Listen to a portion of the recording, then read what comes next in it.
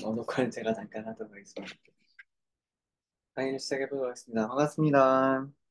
저는 이번에 온라인 스터디로 교정운동 솔루션이라는 제목으로 시작하게 된 페럴리엠 아카데미 대표 문진율이라고 합니다. 반갑습니다. 머리 숱이. 일단 여기는 PPT는 안 만들었는데 제 소개를 잠깐 하자면은 저는 일단 2005년부터 물리치료사로 일을 시작했고 계속 물리치료사로 일을 하다가 필라테스를 조금 해서 중간에 필라테스 센터에 나가서 잠깐 일을 한 3년 정도 해보다가 그리고 다시 어떻게 기회가 돼서 지금 있는 병원으로 와서 지금 또 병원에서 도수 치료도 하고 재활하고 뭐 필라테스도 같이 하고 이렇게 하고 있거든요. 선생님 혹시 녹화는 안 될 것 같아요. 녹화는 제가 녹화를 해놓고 그걸 클릭 만들어서 계속 다시 올릴 생각이라 가지고 죄송합니다. 인스타에 저희 강의했던 내용 중에 중요한 것들 몇 번씩 만들어서 한번 올려보도록 하겠습니다.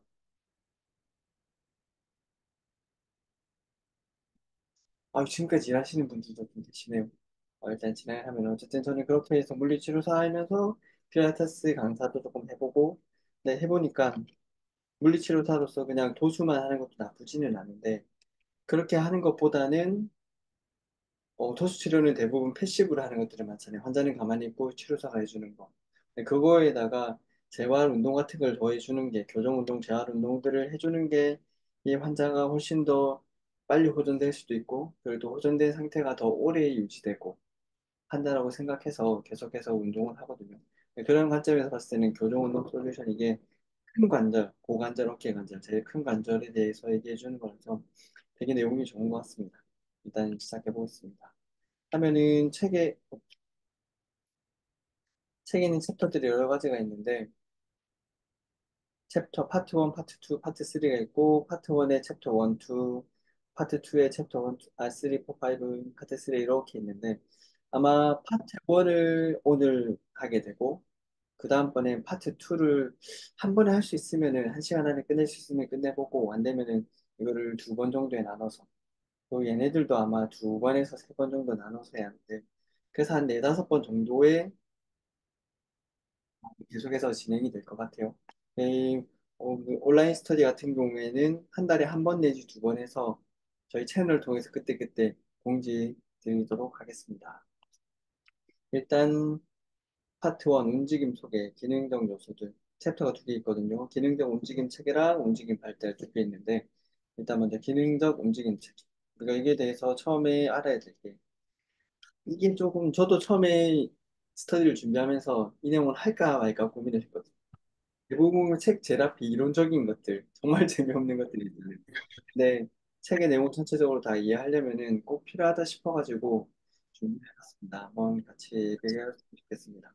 일단 우리가 인체를 다루는 거잖아요. 그래서 인체의 움직임을 다루는 거를 인체 역학, 바이오메카닉이라는데 이거는 몸의 움직임, 그리고 내외를 자극하는 힘들에 대한 학문이라고 제가 좋아하는 책 중에 키네지올로지, 기능 해부학 키네지올로지라는 거는 우리말로 하면은 운동학이라고 할 수 있고, 이 운동학이라는 거는 움직임이랑 힘을 모두 다 통틀어서 얘기하는 거고, 그리고 이 운동학을 크게 두 개로 나누면 운동역학, 작용하는 힘에 대한 학문이 하나 있고, 그리고 또 운동 형상학, 그 운동, 움직임이 일어나는 움직임을 설명하는 학문이 있고, 이렇게 두 가지가 있는데, 운동 형상은 또 두 개로 나누죠. 내가 팔을 움직인다라고 하면은 팔을 들면은 이 뼈가 움직이죠. 상완골이 위로 올라갈 수도 있고 뒤로 넘어갈 수도 있고 회전할 수도 있고 반대로 회전할 수도 있고 이렇게 눈에 보이는 움직임을 우리가 보통 뼈 운동 형상학이라 하거든요. 오스테오키네매틱스라고 하는 거고 그리고 관절 운동 형상학 같은 경우에는 내가 팔을 이렇게 신전하고 아니 굴곡하거나 외전하게 되면은 이런 움직임이 일어나려고 하면은 흔히 말하는 그 뼈 운동이 일어나는 우리 눈에 보이는 움직임 이외에도 이 뼈와 뼈가 만나는 관절 사이에서도 움직임들이 일어나는 거예요. 우리가 볼 수는 없지만. 그래서 그런 것들에 대한 이야기가 관절 운동 형상학이거든요. 그래서 보면은 뼈 운동 형상학이라는 거는 우리를 신체, 우리가 생활하는 살아가는 이 공간이 3차원인 거잖아요. 가지고 보통은 보면은 X, Y, 뭐 Z 축 이렇게 하긴 하는데 움직임을 설명할 때도 이런 평면들을 가지고 설명하는 거예요. 그래가지고 프론탈 플랫, 전두면, 사지탈 시상면, 호리존탈 수평면 이런 면에서 일어나는 움직임들을 얘기를 하는데 보통 사지탈 플랜에서는 굴곡 신전이 일어나게 되는 거죠. 프론탈에서는 외전, 내전 이런 중임 일어나는 거고, 호리존탈에서는 수평이 내전, 수평이 외전, 그리고 축 회전 이런 것들이 일어나게 되는 거죠. 그래서 이렇게 눈에 보이는 움직임, 이렇게 뼈의 움직임을 우리가 흔히 말하는 굴곡, 신전, 내전, 외전, 회전 이런 것들을 뼈 운동 형상이라 하게 되는 거고, 관절 운동 형상 같은 경우에는 뼈와 뼈가 만나는 관절이잖아요. 그럼 관절이 있으면은 이게 제 견갑골이고 이게 내 상완골이라고 하면은 외전을 해서 이렇게 올라가잖아요. 그럼 올라가면은 상완골두의 둥근 머리가 이렇게 굴러서 올라가겠죠. 그래서 이렇게 굴러 올라가는 거는 롤이라고 하거든요. 근데 이렇게 올라가면은 한도 끝도 올라갈 수는 없죠. 올라가다 보면 위에 부딪히니까. 올라가다가 어느 정도에서 이렇게 미끄러져 내려오는 작용들이 생겨요. 그거를 우리가 슬라이딩 혹은 글라이딩이라고 해서 구르기 그다음에 이거 미끄러짐, 우리말 이렇게 일어나는데 이렇게 눈에 보이진 않지만 내가 팔을 들고 내리고 뭐 손을 접었다 폈다 하고 고개를 움직이고 하는 동안에 항상 우리 관절에서는 이런 움직임들이 일어나고 있는 거예요. 주로 롤링, 슬라이딩, 스핀 같은 경우에는 내가 팔을 들어 정면에서 굴곡 신전을 하게 되면은 상완골은 이렇게 움직이거든요. 그 축에 따라서 회전이 일어나는 거라서 이렇게 뼈가 이 상태로 이렇게 회전하는 거 이런 것들은 스핀이라고 하게 됩니다. 그래서 우리가 흔히 말하는 굴곡, 신전, 내전, 외전은 뼈 운동 형사가 눈에 보이는 움직임 말고 관절 운동 형상은 슬라이딩, 글라이딩, 스핀, 구르기, 미끄러짐, 스핀은 그냥 스핀을 하더라고요. 어쨌든 그런 움직임들은 관절 운동 형상이라 하게 되는 거고 다음으로 운동력학, 힘에 대해서 얘기할 때는 힘의 종류가 여러 가지가 있거든요. 그래서 대충 한 6가지 정도로 보통은 얘기를 하는데, 텐션 같은 경우에는 서로 이렇게 당겨지는 힘을 말하는,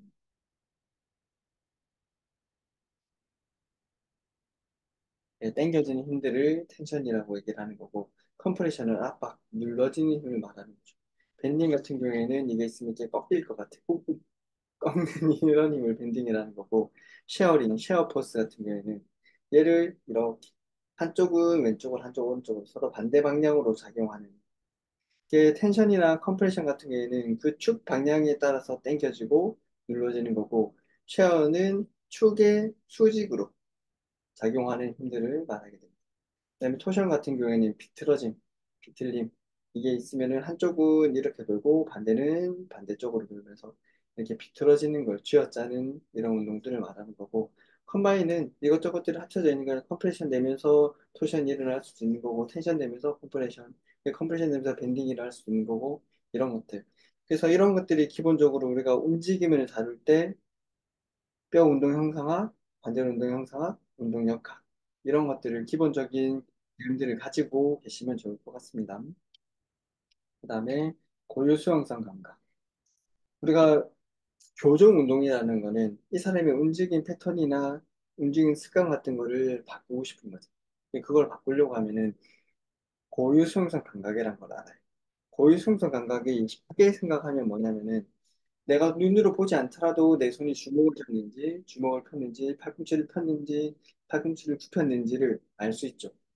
눈을 감고 있더라도 내가 팔꿈치를 쫙 폈는지, 조금 굽혔는지, 한 90도 전부 다 굽혔는지를 알 수 있잖아요. 이런 것들 우리가 고유수용성 감각이라고 이해해 주시면 좋아요. 가장 좋은 게 공간에서 신체의 위치를 인식하는 감각. 내가 보지 않더라도 내 몸이 어떻게 되어 있는지를 이해할 수 있는, 느낄 수 있는 이거를 고유수용성 감각이라고 이해해 주시면 좋아요.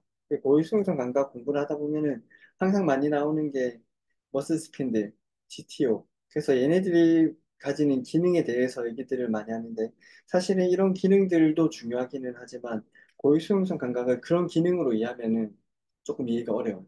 그냥 쉽게 내가 눈으로 보지 않고도 내가 어떻게 움직이는지를 느끼는 걸 고유수용성 감각이라고 이해해 주시면 돼요. 그래서 고유수용성 감각에서는 관절의 위치 감각, 내 관절이 펴져 있는지 굽혀져 있는지 돌아가 있는지 이런 것들에 대한 감각들을 말하는 것도 있고, 그다음에 운동 감각, 관절이 펴지고 있는지, 접히고 있는지, 손이 어느 방향으로 움직이고 있는지, 내가 눈으로 보지 않더라도 손이 이렇게 가는지, 아래로 가는지, 올라가는지, 이런 것들을 다 알 수 있잖아요. 그게 운동 감각, 운동의 방향, 얼마나 빠르게 움직이는지, 천천히 움직이는지, 혹은 가속이 붙는지, 아니면 감속이 되고 있는지, 그리고 타이밍, 이런 거 같은 경우에는 내가 뭔가를 집으려고 할 때 눈으로 보지 않더라도 익숙하게 뭔가를 집을 수 있잖아요.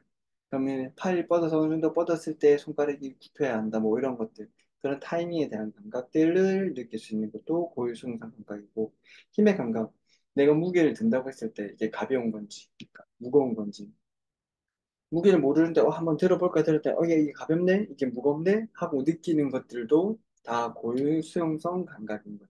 왜냐면은 머슬 스팬들이나 GTO 같은 경우에는 근육의 수축력, 근육의 길이 이런 것들을 알기 때문에 보세요.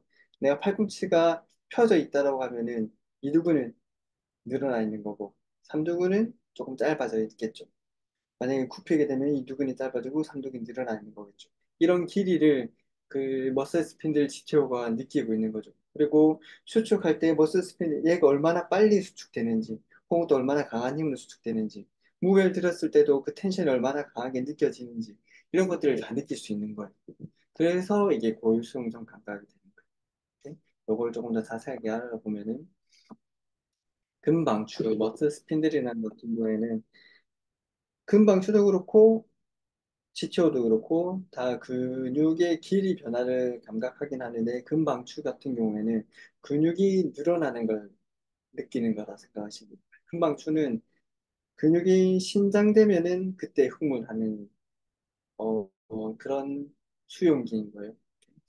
그래서는 근방추가 있으면 우리 모든 근육에 다 근방추가 있다고 생각하면 돼요. 그래서 근방추가 있으니까 우리가 그 근육이 수축하는지 이완하는지 늘어나는지를 알 수 있는 거죠. 근방추가는 중요한 기능 중에 하나가 관절이 움직인다라고 하면은 내 관절은 안정적으로 움직일 수 있는 범위가 있죠. 그게 생리학적인 움직임 범위라는데 그 범위를 벗어날 수도 있는 거잖아요. 만약에 내가 팔꿈치가 있는데 이 정도 펴져 있는데 여기서 더 펴지려고 한다라고 하면은 팔꿈치가 뼈가 부러지든지 아니면 관절이 탈구되든지 문제가 생기는 거겠죠. 그러면서 뭐 여기 있는 조직들이 늘어나거나 찢어지거나 할 수 있는 거잖아요. 그런 과도한 스트레칭으로 인해 혹은 과도한 움직임으로 인해서 손상이 나오는 거를 막아주는 게 금방충 거예요.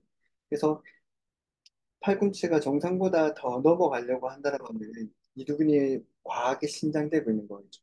그럼 과하게 신장되면은 이 금방추가 흥분을 하게 되고 금방추가 흥분하면 더 이상 신장되면 안 돼. 다시 반대로 돌아와 하고 이렇게 잡아당기게 되는 거죠.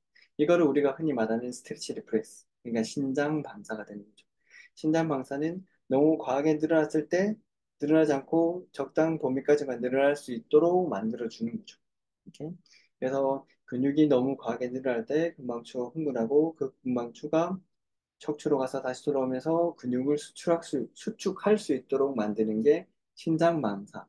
여기서 조금 더 넘어가서 상호 억제 같은 경우에는 금방추 흥분해서 주동근을 수축하게 만들죠. 근데 주동근을 수축할 때 기관근이 계속 긴장되어 있으면 수축이 힘들겠죠. 양쪽이 다 수축할 수는 없잖아요. 그래서 얘가 수축할 때 자동적으로 이완하게 돼요. 그걸 우리가 상호 억제라고 부르죠. 레시프로칼 이노베이션이라고 하는데 상호 억제는 나중에 치료나 이런 거에서도 많이 사용하기는 해요. 네? 어쨌든 금방추는 이러한 역할들을 하게 되는 거고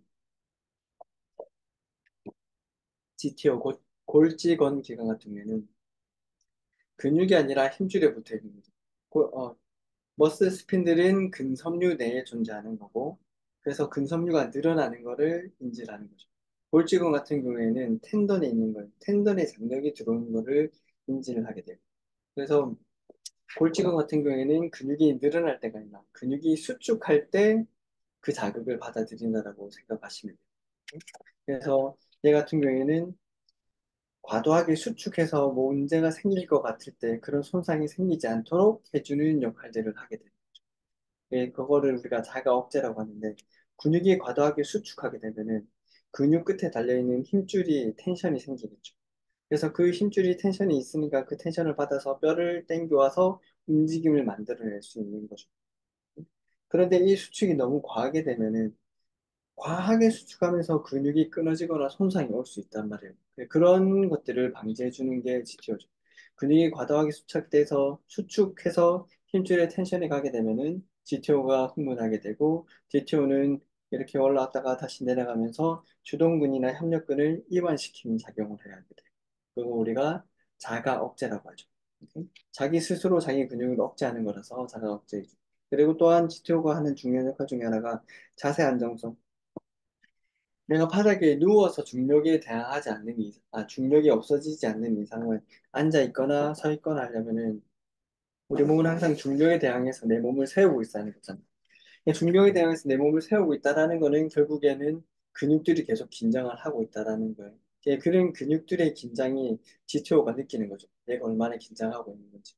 그래서 이런 긴장하는 것들을 흔히 말하는 항중력근, 대부분 몸 뒤에 있는 근육들이죠. 그래서 이런 근육들이 얼마나 긴장하는지를 느껴서 그 긴장도를 잘 조절해야지 내가 잘 서 있을 수 있겠죠. 긴장이 너무 과해지면은 조금 젖혀진 동작들이 될 거고, 긴장이 너무 약해지면은 무너지는 동작들이 되겠죠. 그런 것들을 조절하는 것도 GTO가 되는 거예요. 그리고 흔히 말하는 항중력근이라는 거는 중력에 대항하는 근육이잖아요. 이 항중력근은 대부분 내 신체 뒤쪽에 있는데, 그래서 기립근이라든지 햄스트링이라든지 칼프, 종아리 근육 이런 것들이 되는데, 얘네들이 왜 뒤쪽에 있는 근육들이 항중력근이 되냐면은, 우리 몸에서 축의 역할을 하는 게 척추인 거잖아요. 그럼 척추는 내 몸의 가운데 있는 게 아니란 말이에요. 척추는 내 몸에서 약간 뒤쪽에 있는 거죠. 그러니까 뒤쪽에 있으니까 우리 체중심은 약간 앞에 있고, 축이 되는 척추는 약간 뒤에 있으니까, 내가 힘을 빼거나 하면 자꾸 앞으로 수그러지는 거예요. 우리 졸곤하면 앞으로 하지 뒤로 가는 경우가 가끔 있긴 하지만 대부분 앞으로 이렇게 넘어지잖아요. 그런 것들이 대부분 내 축이 척추인 거고 척추는 내 몸에서 약간 뒤쪽에 있고 그래서 내 무게 중심은 몸의 앞쪽에 있는 거고 그래서 앞쪽으로 넘어가지 않게 중력에 대해서 세우려고 하면은 뒤쪽에 있는 근육들이 중요한 거죠. 그래서 내가 자세나 혹은 큰 힘을 내거나 할 때 중요한 게 앞쪽 근육들도 물론 중요하지만 대부분 뒤에 있는 우리가 흔히 말하는 포스테리어 체인들이 되게 중요한 거예요. 포스테리 체인의 텐션이나 장력이 얼마나 잘 조절되느냐에 따라서 내 자세가 좋아질 수도 있고 안 좋아질 수 있는 거니까 그렇게 이해해 주시면 됩니다. 그리고 물론 이 외에도 우리가 흔히 말하는 기계 수용체, 메카노 리셉터라는 것들이 또 있어요.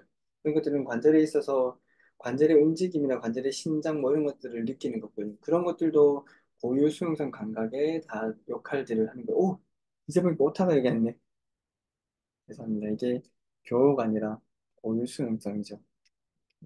어쨌든 그렇습니다. 고유승선 감각을 하는 게 중요한 게 근방추, 골직원 기관. 얘네들은 근육의 길이라든지 근육의 긴장도를 파악해서 관절의 위치나 속도나 변화들을 인지를 하는 거고 기계 수용체는 관절 안에 있으면서 그 관절이 어떻게 늘어나고 수축하는지를 느끼는 거라고 이해해 주시면 되겠습니다. 이렇게 해서 고유수용성 감각인 거고 근섬유의 종류 근섬유 종류는 크게 타입 1, 타입 2 두 가지로 나누는 거고 타입 2를 또 타입 2A, 타입 2B로 나누는 건데 타입 1 같은 경우에는 우리가 흔히 말하는 접근인 거죠. 붉은색. 그 말은 산소가 많이 들어간다는 거, 그래서 유산소 정도를 한다는 거고 타입 2B 같은 경우에는 얘랑은 반대되는 거라 생각하면 돼요. 서로. 그 타입 2A는 그 사이 중간에 있는 거예요. 그래서 타입 1은 유산소인 거고, 타입 2는 무산소인 거고, 타입 2A는 그 중간에 어디 있는 겁니다. 그렇게 이해해 주시면 쉽습니다. 그럼 뭐 타입 1, 타입 2, 타입 2B 뭐 이런 것들을 일일이 다 외울 필요는 없고 근육의 종류가 유산소를 주로 하는 근육 그리고 현기성 그 무산소를 주로 하는 근육들이 있다라고 알고 그 근육들에 따라서 유산소는 당연히 계속해서 에너지를 혈관을 통해서 공급을 받으니까 피로도가 조금 적게 오죠. 그러니까 피로도가 적다라는 말은 지구력이 좋다라는 말이죠. 반대로 백근이라고 하는 무산소 근육 같은 경우에는 피로 공급받는 게 아니라 쌓여있는 에너지를 쓰는 거니까 얘 같은 경우는 지구력은 조금 약하게 오겠죠.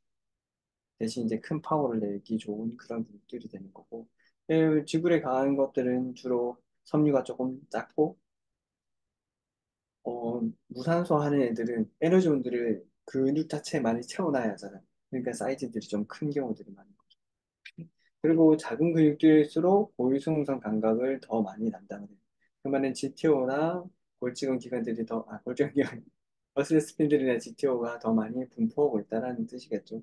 그래서 이런 작은 근육들은 자세 안정화를 많이 하는 거고, 타입 2B 같은 경우에 무산소로 하니까 움직이기나 큰 글로벌한 것들 역할들을 많이 하게 된다고 생각하시면 됩니다. 이런 것들이 계속 뒤에서 우리가 교정하고 할 때 이런 것들도 계속 생각을 해야 하는 거예요.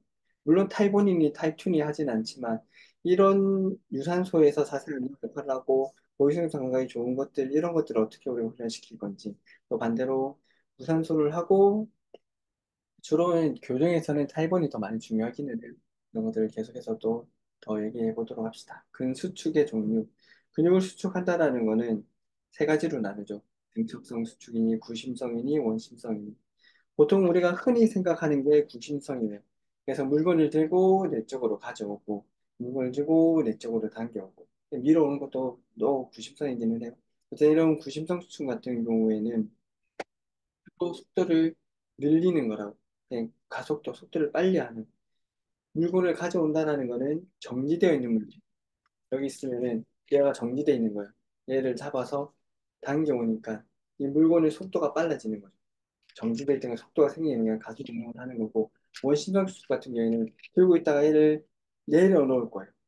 내려놓으려고 하면 힘이 떨어지는 게 아니라 내가 속도를 천천히 줘서 천천히 내려놓는 거라서 감속 운동을 하는 거라고 생각하면 되고, 구심성 수축도 중요하고 원심성 수축도 중요하고 등척성 수축도 중요한 거예요. 구심성 수축이 없으면 우리가 일상생활 같은 걸 못하는 거죠. 얘를 당겨야 하는데 당겨오지 못하는 거예요. 원심성 수축이 없으면은 뭔가 물건을 내려놓을 때마다 쿵쿵 하고 떨어뜨릴 수밖에 없는 거고. 이게 다 중요한 거긴 하고 대신에 우리가 재활 쪽으로 봤을 때는 구심성 수축을 만드는 것도 중요하긴 한데 주로 원심성이나 등척성 수축을 더 많이 강조하기는 해요. 원심성 같은 경우에는 내가 이거를 놓고 속도를 조절하는 거기 때문에 근육의 수축이 되는 것들을 내가 좀 더 많이 조절해야 하고 더 큰 힘을 낼 수 있기도 하고 그리고 대부분 기능적인 동작들에서는 구심성으로만 하지 않고 구심성이랑 원심성이 같이 나와야지만 기능적인 동작들이 되는 거거든요. 얘를 가져오는 것도 중요한데 가져갔다가 제자리에 갖다 놓는 것도 중요한 거니까. 네? 그리고 또 원심력 수축이 중요한 게 우리가 근육을 수축한다고 하면은 근육뿐 아니라 인대나 힘줄 같은 것도 같이 사용하게 되는 거잖아요. 내가 관절을 끝까지 터거나 끝까지 당겨오게 되면은 관절을 당겨 오려면 근육이 수축하면서 힘줄에 텐션이 걸리고 그 힘줄의 텐션이 팔을 당겨 오는 거잖아요. 근육만 무조건 강하다고 해서 큰 힘을 낼 수 있는 건 아니고 흔히 텐던, 힘줄도 같이 강해져야 하는 거죠. 근데 이런 힘줄을 강해지게 하는 제일 좋은 운동이 원심성 수축인 거예요. 원심성 수축 같은 경우에는 늘어나면서 운동을 하는 거니까 텐션에 계속 힘줄에 계속 텐션이 걸리기는 하는데 짧아지면서 운동을 할 때는 그 힘줄을 계속 당기니까 부하가 심한 거고 대신에 이제 늘어나면서 원심력 수축을 하게 되면은 텐션에 걸리긴 걸리는데 부하가 너무 과하지 않으면서 얘를 적당히 잘 튼튼하게 만들어 줄 수 있는 거죠. 그래서 원심력 수축들을 같이 좀 해줘야지만이 내가 원하는 큰 파워를 만들어낼 때 이런 인대나 힘줄 같은 걸도 더 튼튼하게 강하게 만들어 줄 수 있는 거예요. 그래서 원심력 수축들도 하게 되고 나중에 우리가 제어를 하게 되면은 이거 너무 많이 가나? 어쨌든 판단해 줍시다. 재활을 하게 되면은 근육을 못 쓰는 사람들 있잖아요. 그 근육을 힘을 만들고 뭐 이렇게 하는데 다 그렇진 않지만 대부분 아픈 지 얼마 안 된 분들은 근육 자체에 문제가 있는 경우들이 많고 그 근육 자체를 많이 풀고 근데 이게 만성이 되어 있는 사람들은 힘줄의 문제들이 같이 있어요.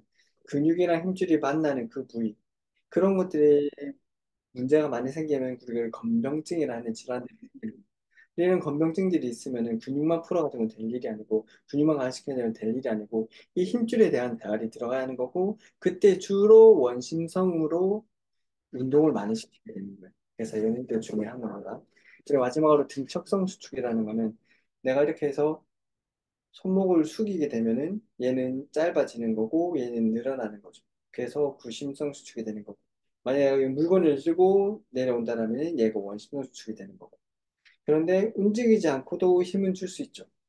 지금 내가 이렇게 서 있을 때도 움직이지 않고 손을 펴놓고도 힘을 주라고 하면 힘을 줄 수 있는, 힘을 줄 수 있어요. 그런 것도 이제 등척성 수축이라는 거죠.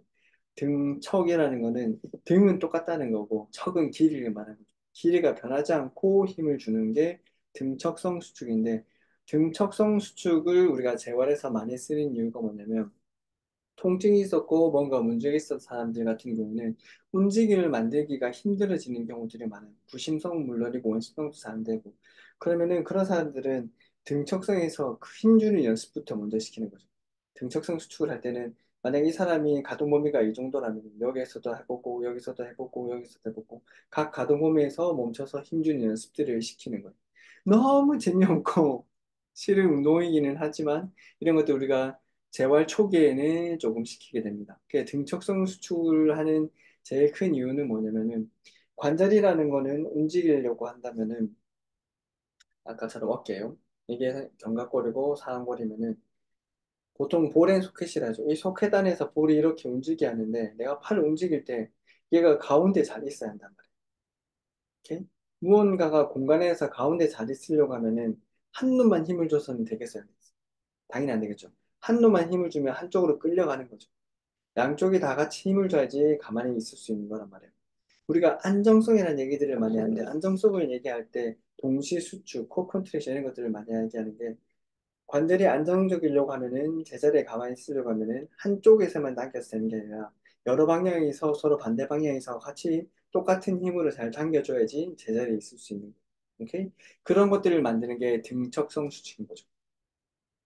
쉽게 얘기해서 우리가 요즘은 잘 안 보긴 하는데 예전에는 가로수들을 보면은 서 있을 때 가로수가 좀 약해 보이면은 줄을 잡아 매놓죠. 그러니까 이쪽에서 줄을 10이라는 힘으로 당기고 이쪽에서 10이라는 힘으로 당기고 있으면은 서 있을 수 있죠. 오케이? 그런 식으로 안정성을 만들어가는 게 우리 몸에 많이 있어요. 어쨌든 이렇게 양쪽에서 똑같은 힘으로 당겨줄 수 있어야지 안정성을 만들 수 있는 건데 그런 작용을 하는 수축이 등척성 수축이다라고 이해해 주시면 됩니다. 회전근개라든지 고관절에서 이런 근육들도 회전근개 같은 경우에는 내회전, 외회전 시키는 놈들이죠. 그쪽에 똑같이 힘을 잘 주고 있어야지 얘가 가운데 있을 수 있는 쪽에서 안정성을 만드는 거고, 장요근, 신부외전 같은 경우에는 서로 반대의 작용을 하는 거죠. 얘네들이 앞뒤에서 똑같이 힘을 주고 있어야지 대퇴골이 안정화될 수 있는 거예요. 그런 것들 나중에 더 자세하게 다뤄볼 거예요. 그런 식으로 해서 등척성 수축이 중요하게 되는 거예요. 물론 90도 수축도 중요하죠.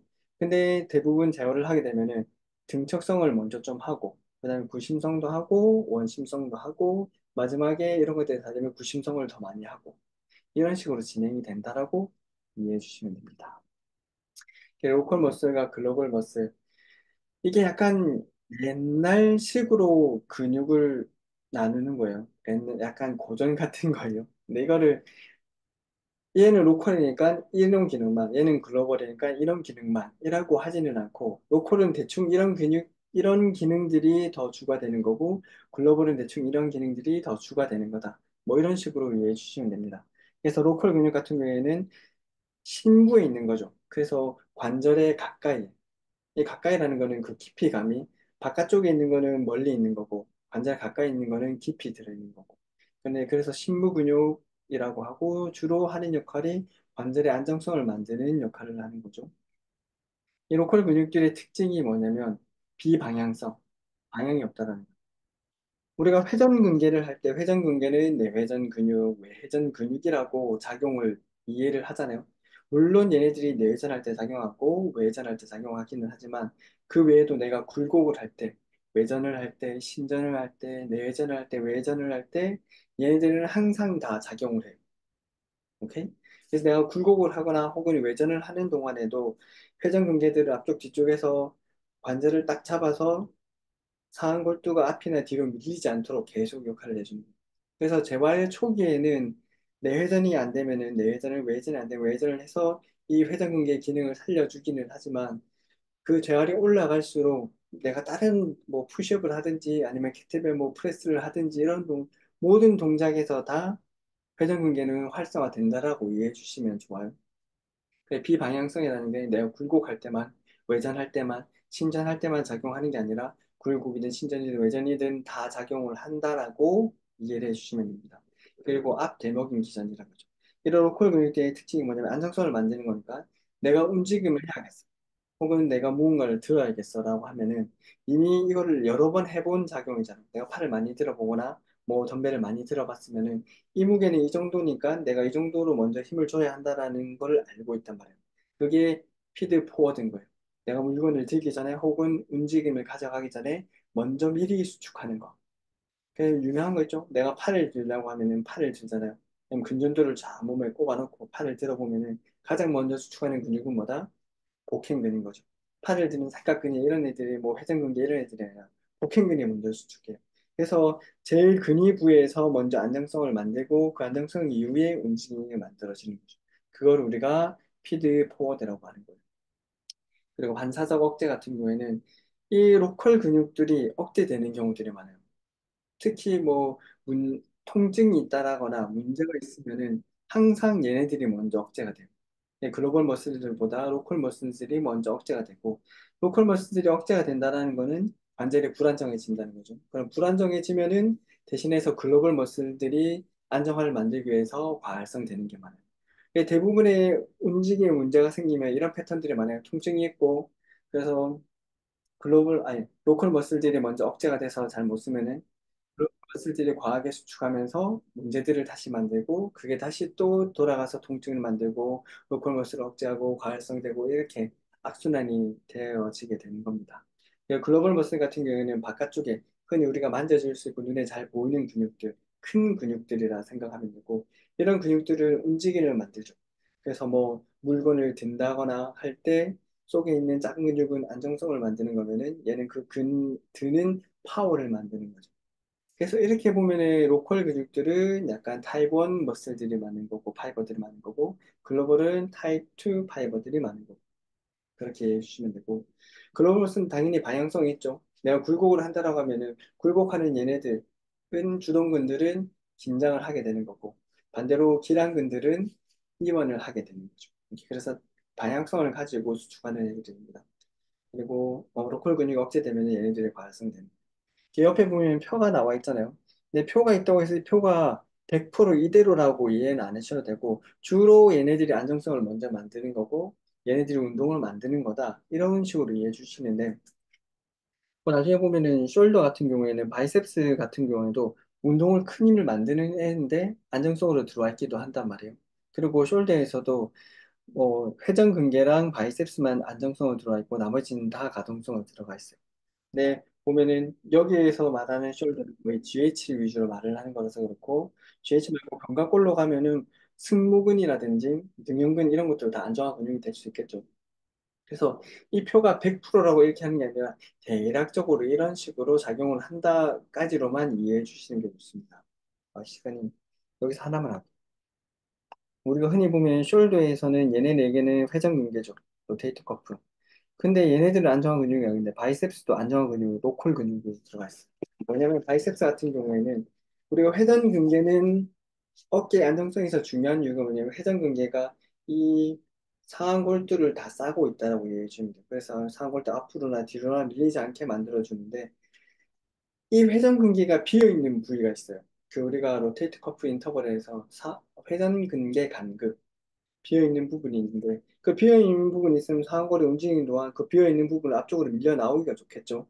내 앞쪽으로 이렇게 밀려 나가게 되면 우리가 상완골도 전방할 쪽 이렇게 말하는 것인데 그 비어있는 부분을 막아주는 게 상완 이두근의 텐던인 거예요. 힘줄인 거예요. 그래서 여기 이렇게 들어와 있다라고 이해해 주시면 되고 나중에 보면 여기는 GH 조인트에 주로 얘기를 하는 거라서 스캡에 대해서 얘기하면 그러니까 견갑골에 대해서 얘기하면은 견갑골을 안정화시키는 근육은 승모근, 정거근 있죠.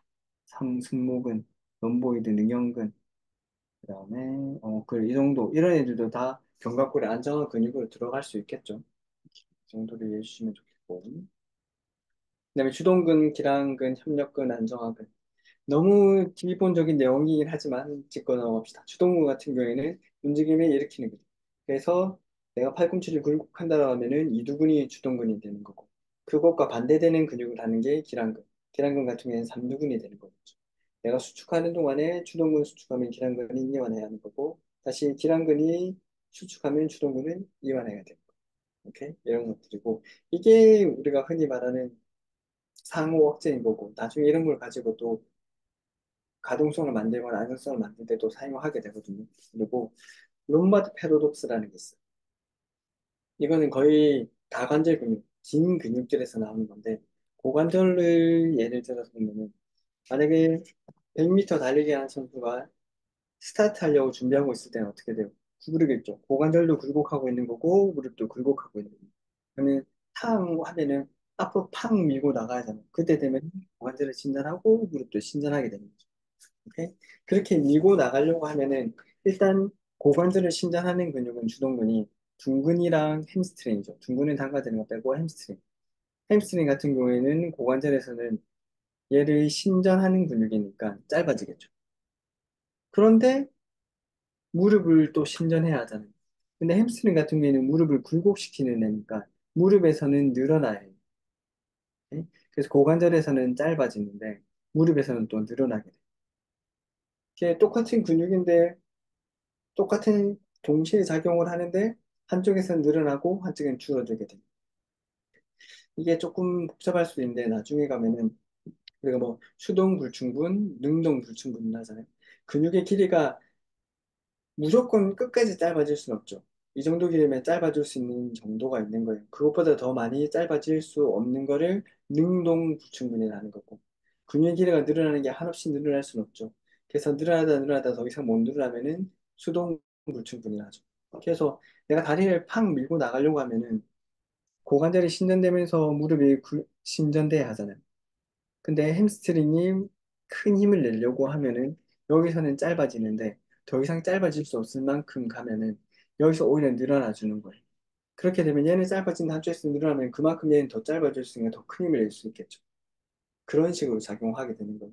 대부분 이제 하체에서 많이 일어나게 되는데 긴 근육들이 많으니까 다관절 근육들이 같은 운동을 하는 동안에도 똑같은 근육 안에서 늘어남과 짧아짐이 같이 나오는 거예요.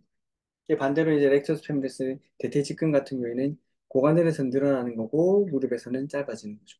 네, 그렇게 한 움직임에서 늘어나는과 짧아짐이 같이 있으니까 더 큰 힘을 낼 수가 있는 거다. 이렇게 이해해 주시면 되겠습니다.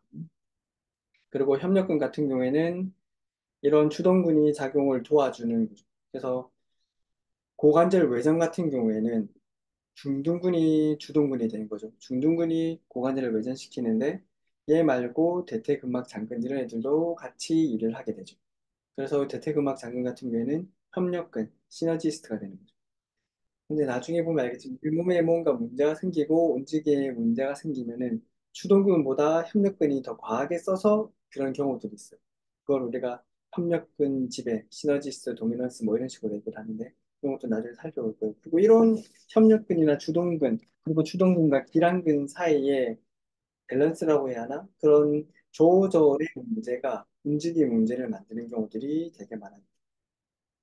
나중에 살펴보겠습니다. 그리고 안정화근 같은 경우에는 아까 했던 우리가 말했던 로컬 머슬이라든지 아니면 회전근개 같은 것들 그런 것들 타이본이 많은 근육들 그런 근육들이 관절의 위치를 유지하는 관절이 벗어나지 않게 제 위치에 있을 수 있도록 만들어주는 안정화 근육입니다. 우리가 관절의 안정화 하면 생각해야 할 게 뭐냐면은 관절이 있으면 뼈가 있잖아요. 그러면 제 위치가 있는 거예요. 너무 멀어져도 안 되고 너무 가까워도 안 되고 앞쪽으로 뒤쪽으로 위로 아래로 밀리지 않고 그 가운데 있어야 하는 거예요. 그게 안정성이라는 거예요. 네, 그런 안정화 근육 같은 경우에는 제 위치에 있도록 만들어주는 게 제일 중요한 거예요. 그리고 근 기능에 의해 보통은 우리가 했을 때 주동근이라고 하면은 근위부가 있고 원위부가 있죠. 그래서 근위부에 있는 근 섬유가 원위부를 땡겨 오는 거를 보통의 근육의 작용을 하죠. 그래 바이셉스 같은 경우는 이렇게 당겨오는 거예요. 그래서 굴곡의 주동근이 되는 거죠. 네, 뭐 이 그림으로 설명하면은 투수가 왼손으로 공을 던지려고 하잖아요. 그렇게 한다는 거는 늘어나 있던 대흉근이 앞쪽으로 팔을 당겨오는 거죠. 그래서 원위부에 있는 팔을 근위 쪽으로 당겨오는 거. 그걸 우리가 근위작용, 프록시멀 펑션이라 하거든요. 이런 작용들이 있기는 한데 반대로 이 사람 오른손 같은 경우는 뻗어 있고 던질 거잖아요. 그러면은 얘 팔에 대해서 원위부인 팔에 대해서 근위부인 몸통을 원위부 쪽으로 끌고 가는 거죠. 몸통의 회전을 만드는 거죠. 이런 걸 우리가 원위작용이라는 거죠. 그래서 왼쪽 팔에 있는 흉근 같은 경우는 팔을 당겨오는 작용을 하는데 똑같은 근육이 오른쪽에서는 팔이 아니라 몸통을 당겨가는 작용을 할 수 있는 거죠. 이렇게 이런 것들을 이해해 주는 게 좋고 또 비슷한 얘기기는 한데 열린 사슬, 닫힌 사슬이 되는 거죠. 이 그림을 보고 하면은 아기가 이렇게 움직일 때 다리를 들잖아요. 그럼 왼다리를 드는데 왼쪽 다리를 들 때는 이상근이 이 고관절을 외전시켜서 다리를 들도록 하는 작용을 하죠. 반대로 지지하는 쪽 이상근은 다리가 붙어 있으니까 다리 말고 골반을 다리 쪽으로 당기는 거죠. 그러니까 그걸 보면 어떻게 보면은 이게 원위작용에 비슷하다 생각할 수 있는데 근위작용, 원위작용이랑 열린 사슬, 닫힌 사슬의 다른 점은 똑같이 원위부 쪽으로 근위부를 데리고 가는 거라 이해할 수 있기는 한데 이 원위부가 지면에 고정되어 있느냐 안 되어 있느냐의 차이입니다. 앞에서 보면 원위작용 같은 경우에는 고정되어 있지 않죠. 이 사람은 팔이 떠 있는 거잖아요. 그런데도 몸통을 당겨가는 거는 원위작용이라고 부르는 거고 이 얘기처럼 저희가 고정되어 있는 채로 골반을 움직이게 되면은 이거는 닫힌 사슬이 되는 거예요. 그런 차이를 가지고 해주시면 되고 이걸 또 조금 더 설명을 하면 네발기기 우리가 재활 운동에서 네발기기나 베어 포즈를 해가지고 이런 자세들을 많이 사용하는데 그렇게 사용할 때 척추 안정화에서 다혈근 운동하면 제일 많이 나오는 게 버드독이죠. 네발기기 자세 한 팔 드는 거, 한 다리 드는 거. 이제 버드독 자세가 만들어진 이유가 뭐냐면은 이렇게 애기가 팔을 지지를 하고 있단 말이에요. 그럼 여기는 다친 사슬이 되는 거죠. 다친 사슬일 때는 여기 있는 팔에 있는 근육들, 그러니까 뭐 바이셉스라든지 트라페지우스라든지 이런 근육들이 팔을 몸통 쪽으로 당기는 게 아니라 몸통을 밥 쪽으로 당기는 거죠. 그래서 이 견갑골을 상완골 쪽으로 당겨서 여기를 안정화시켜요. 그래서 이두근의 삼두근 같은 경우에는 견갑골을 팔 쪽으로 당겨서 안정화시키는 작용을 하는 거고, 그리고 반대팔을 들게 돼요. 내가 팔을 두 개를 지면에 대고 있으면은 기둥이 두 개인 거잖아요. 당연히 잘 서 있죠. 근데 기둥이 하나 없어져. 그럼 없어진 쪽으로 기울 수밖에 없죠. 오케이? 근데 그때 기울지 않도록 잡아당겨주는 근육이 어깨를 기준으로 얘기를 하자면은 능형근이나 승모근, 광배근들이. 얘네들이 여기가 고정되어 있을 때 얘네들이 이쪽에 기둥이 없어지면은 이쪽으로 회전되려고 하니까 회전되지 않게 이쪽으로 당겨오는 거죠. 오케이? 그래서 어깨에서 이런 회전이 일어나는 걸 반대로 잡아서 당겨주는 게 얘네들이 하는 일인 거예요. 반대편. 오케이? 그렇기도 하고 이걸 우리가 척추 재활에서 많이 쓰는 이유는 뭐냐면 없어지잖아요. 그럼 회전이 어깨에서도 일어나는데 척추에서도 일어나게 돼요. 오케이? 척추가 회전하잖아요. 그러니까 버드독 같은 경우에는 오른팔, 왼다리 서로 반대를 들게 되잖아요.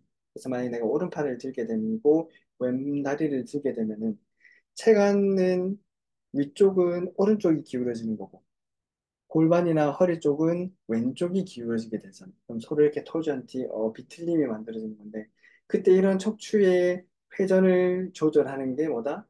멀티피더스 다이얼근, 그다음에 로테이터라는 작은 근육들. 이런 근육들이 수축해서 회전하지 않도록 만들어주는 거죠. 오케이? 그래서 이런 로테이터나 멀티피더스 다이얼근 같은 경우에는 척추의 안정성을 만들어주는 로컬 머슬들이니까 이런 작용들을 통해서 얘네들을 강화를 시키고 활성화를 시킬 수 있는 거죠. 그래서 여기서 말하는 근기능에 의해서 제일 중요한 거는 구심성만 보지 말고 그 원인작용이라든지 원인적으로 몸통을 당겨가는 작용 혹은 크로스백 포지션에서 운동한 일어나는 작용들을 조금 생각해주면 좋다. 이런 뜻으로 이해해 주시면 되겠습니다. 그리고 군기능에 의해서 여기서 이분이 얘기하는 게 흉곽을 중요하게 생각하잖아요. 그 재활할 때 저희도 흉곽을 되게 중요하게 생각하거든요. 근데 흉곽에서 우리가 많이 하는 웨이트 운동 중에 체스트 프레스, 업라이트 로, 바벨 스쿼트 양쪽으로 하거나 흉추에다 무게를 걸어놓고 하는 운동들 같은 경우에는 흉곽을 꽉 잠궈야만 하는 거죠. 잠근다 이렇게 잠글 수 있겠네, 이렇게 잠글 수 있죠. 어쨌든 흉곽이 잠기게 되면은 굴곡 신전뿐만 아니라 회전이 안 나오게 되는 거예요.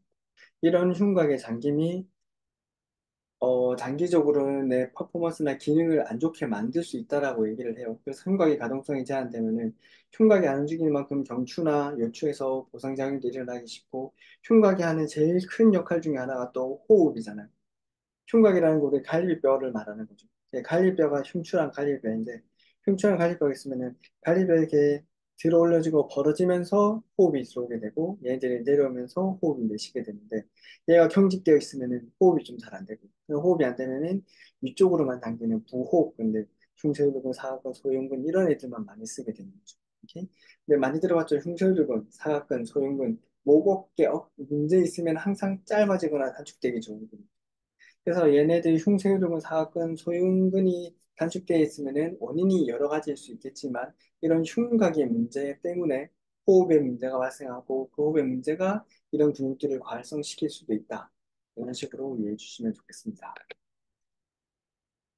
근기능 이하에서 또 근육이 하는 작용 외에도 동작 전달이라는 게 뭐냐면 근육은 대부분 그 근육이 지나가는 관절이 있잖아요. 바이셉스 같은 경우에는 숄더를 지나가고 엘보를 지나가고 두 가지 지나가는 거죠. 근데 이런 근육들이 자기가 지나가지 않는 그러니까 바이셉스 같은 경우에는 얘나 얘가 아니고 손목의 움직임을 만들 수 있다. 뭐 이런 것들을 동작 전달이라고 하는데 이 동작 전달이 되려면은 대부분 크로스백 포지션이 됩니다. 그래서 책에서 설명하는 경우는 내가 달리거나 서 있잖아요. 자, 그 상태에서 예측 관건이 있죠. 예측 관건이 있다라는 예측 관건은 무릎을 펴는 거죠. 오케이? 그리고 대퇴골을 당겨서 하는 건데 보통은 우리가 원위작용이라 하면은 대퇴골을 기준으로 경골을 당겨서 무릎을 펴게 되는 거예요. 대신 이제 크로스팩으로 돼서 발이 고정이 되어 있으면은 얘는 대퇴골을 당기게 돼요. 근데 대퇴골을 당기게 되면은 대퇴골을 내회전시키는 쪽으로 당기게 되죠. 그럼 대퇴골이 내회전된다라는 거는 고관절에서 나오는 움직임인 거예요. 오케이? 그러면 내측 관근 같은 경우에는 무릎을 지나죠. 고관절 쪽으로는 가 있지도 않아. 엄청 멀리 떨어져 있어. 그런데도 얘는 고관절의 움직임을 만들어낼 수도 있는 거예요. 어떨 때 크로스백 포지션이 되어 있을 때. 그런 기능들을 우리가 동작 전달이라고 얘기를 하는 거죠.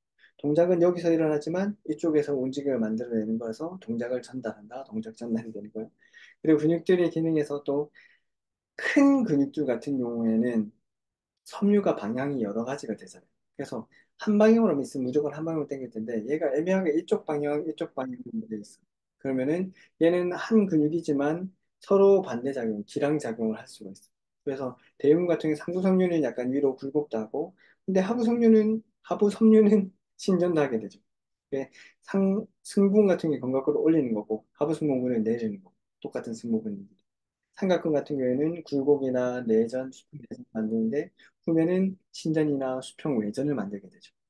이런 식으로 큰 근육들은 같은 근육 안에서도 주동근과 기랑근이 같이 나오는 근육들도 있다. 이런 것들을 이해해 주시면 좋습니다. 그리고 근막, 중요한 근막.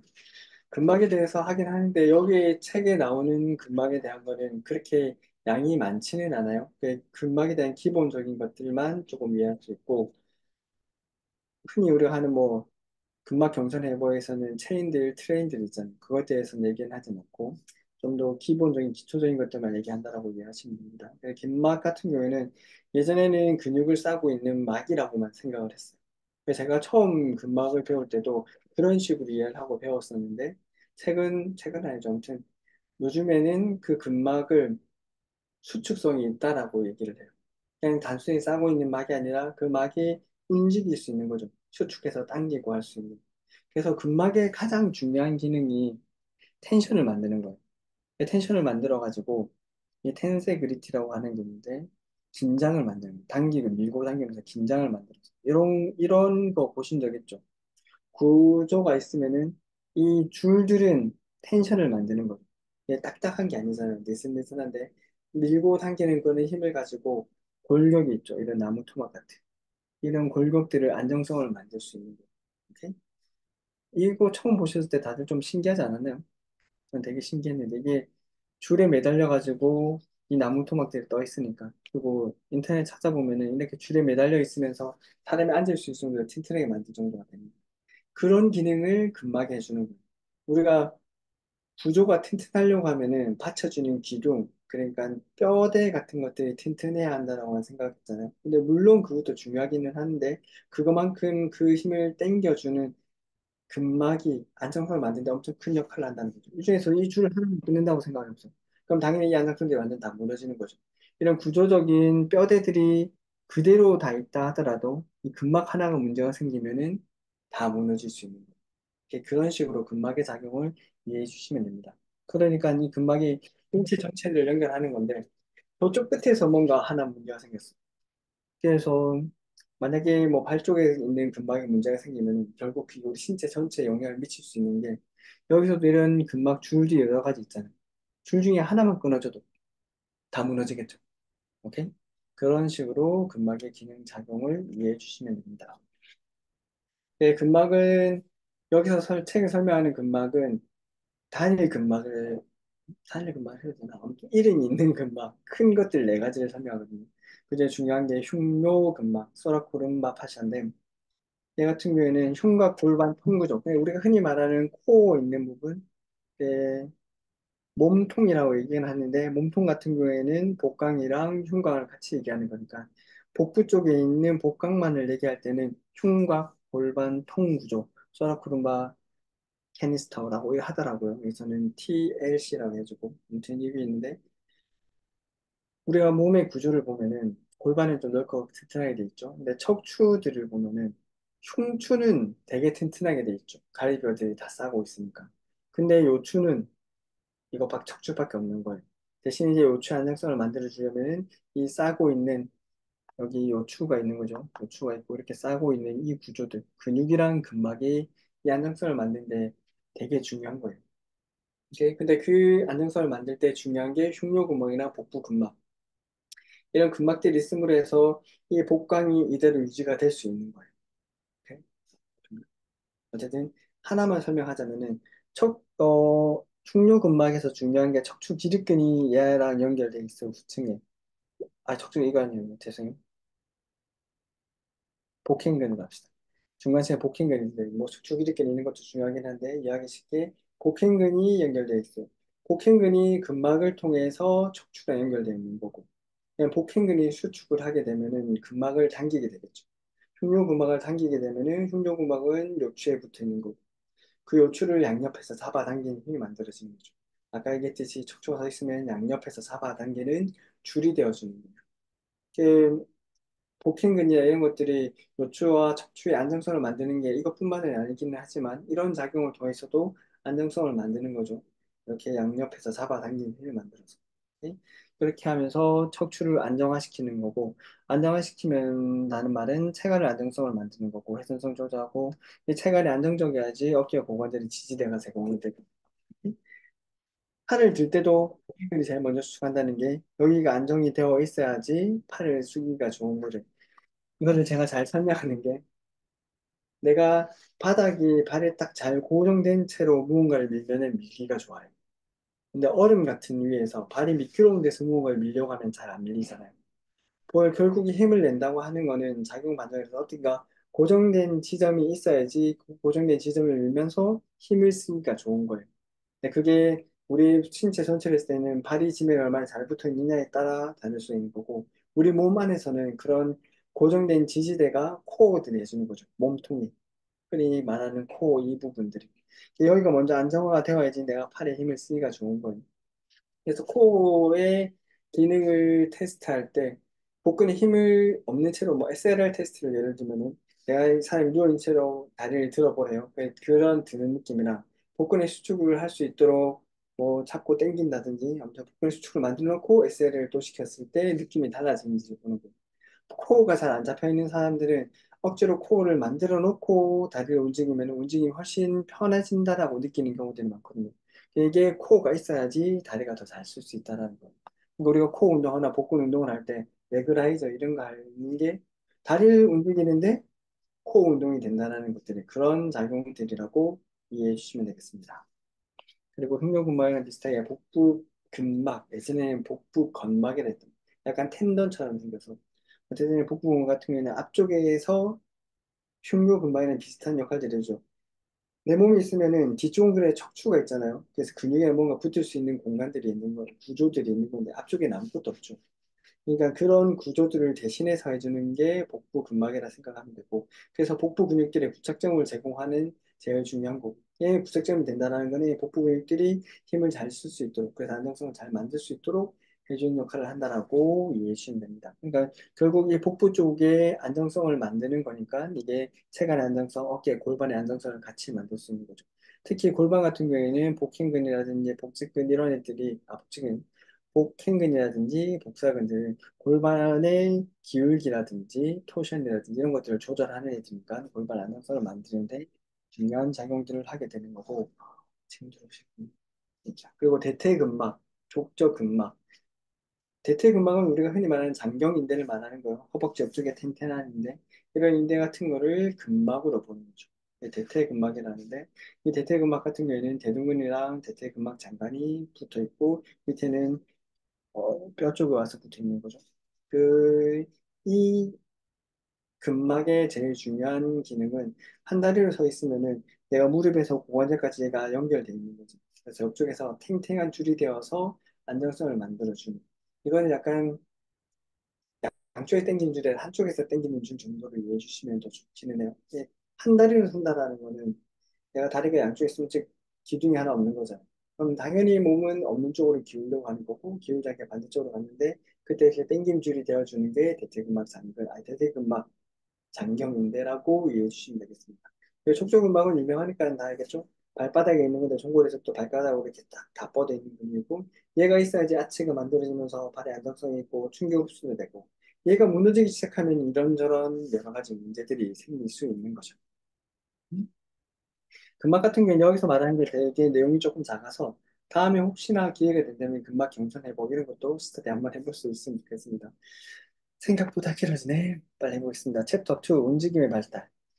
기능 개체 발생 모델이라는 거는 아이가 자라서 태어나서 자라다 보면은 움직임을 학습하기 시작해줘.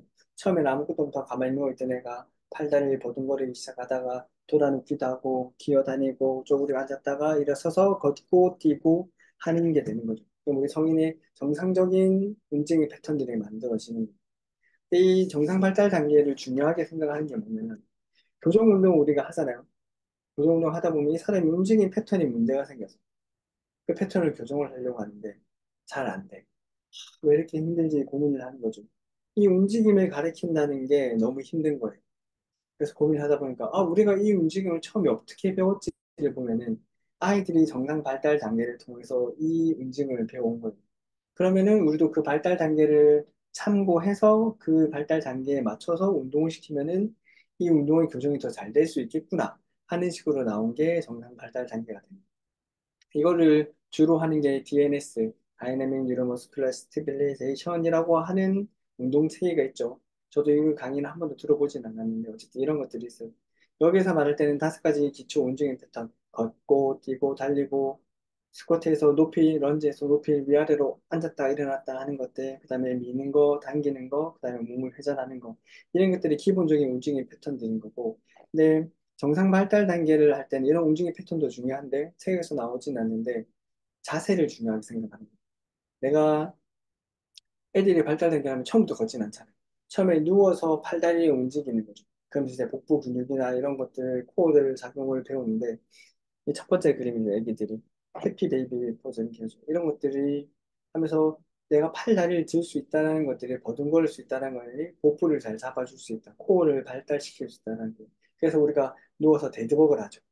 데드버그 운동들 같은 경우에도 이런 식으로 만듭니다. 그래서 누워서 먼저, 그 다음에는 엎드려서, 그 다음에는 하프 닐링이나 닐링에서, 그 다음에는 서서 이런 식으로 발달 단계를 자세로 나누는 거죠. 누워있는데 엎드려이나 닐링이나 하프 닐링이나 스탠딩이나 그런 걸 가지고 교정 운동을 진행해 주는 거예요. 이 사람의 코어가 잘 안 잡혀. 근데 서서 하는 운동들을 했는데 뭔가 잘 안 돼. 그러면은 하프 닐링으로 내려가거나 아니면은 스파인으로 바로 눕는 자세로 돌아가거나 이런 식으로 해서 그 단계에 맞춰서 이 사람이 2단계를 할 수 있으면 2단계에서 운동하는데 2단계에서 안 돼. 그럼 그 전 단계, 그럼 그 전 단계, 그 전 단계에서 또 차근차근 만들어 오는 거죠. 그런 식으로 정상 발달 단계가 중요한 거는 이런 식으로 재활을 해나가고 교정을 해나가기 때문에 중요한 거예요. 그리고 마지막에는 컴파운드 아니면 아이솔레이션. 그래서 복합 운동이냐 분리 운동이냐.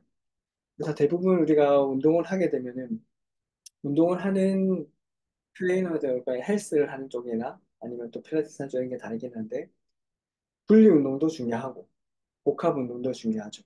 흔히 우리가 말하는 기능적인 운동이라는 거는 대부분 복합 운동이게 되는 거죠.